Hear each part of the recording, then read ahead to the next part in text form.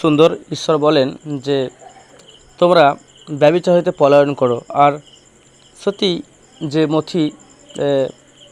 মথি 5 অধ্যায় যে 27-28 পদে যে বাক্যটা বলা হয়েছে, যিশু বলে গেছেন আমাদেরকে যে তোমরা কামভাবে দৃষ্টিপাত করো না। অর্থাৎ যদি কোনো ব্যক্তি কোনো নারীর প্রতি কামভাবে দৃষ্টিপাত করে তাহলে সে সঙ্গে সঙ্গে ব্যভিচার করলো।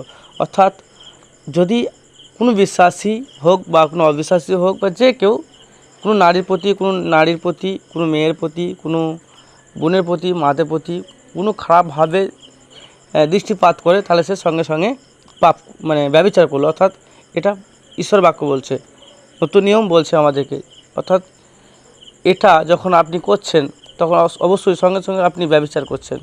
কিন্তু আপনি এমন পজিশনের মধ্যে পড়ে গেছেন যে আপনি ব্যভিচারের মধ্যে লিপ্ত হয়ে যাচ্ছেন, মনে মনে ব্যভিচারটা নিয়ে আলোচনা করছেন বা ব্যভিচার দিকে জড়িয়ে পড়ছেন বা ব্যভিচার থেকে বেরিয়ে আসতে পারছেন না।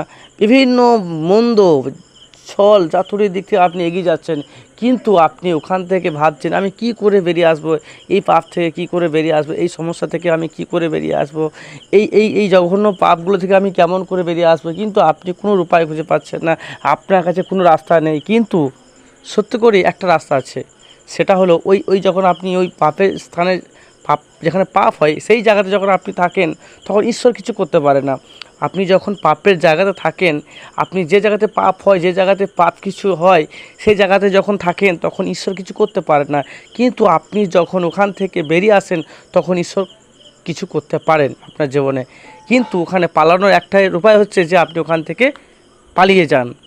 ওই পাপের স্থান থেকে, যে জায়গাটা আপনাকে পাপ মনেতে জাগাচ্ছে, পাপ মনে মনে আনছে, হয়তো আপনি মোবাইলেও আবার কোনো কিছু খারাপ ভিডিও দেখছেন, খারাপ ছবি দেখছেন বা কোনো স্ত্রীর ছবি দেখছেন, কিন্তু ওটাকে আপনি এড়িয়ে যান, ওটাকে দেখবেন না, ওটা থেকে আপনি মুখ ফিরিয়ে নেন, তাহলে আপনি পাপ থেকে রক্ষা পাবেন।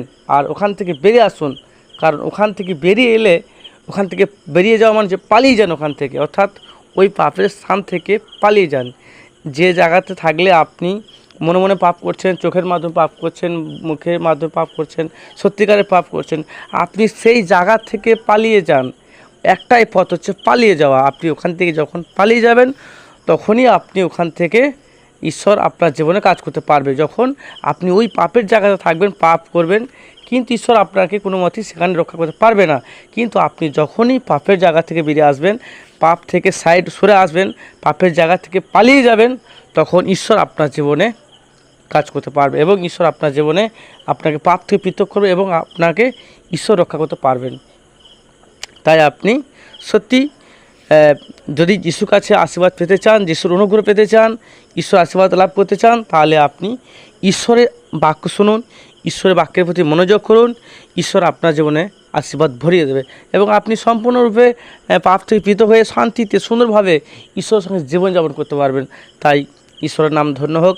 যদি এই বাক্য ভালো লাগে, প্রত্যেকে এই ভিডিওটা লাইক এবং কমেন্ট এবং শেয়ার করবেন, চ্যানেলটি সাবস্ক্রাইব করবেন। বাস ঈশ্বর অনেক অনেক প্রত্যেকে আশীষ করুন।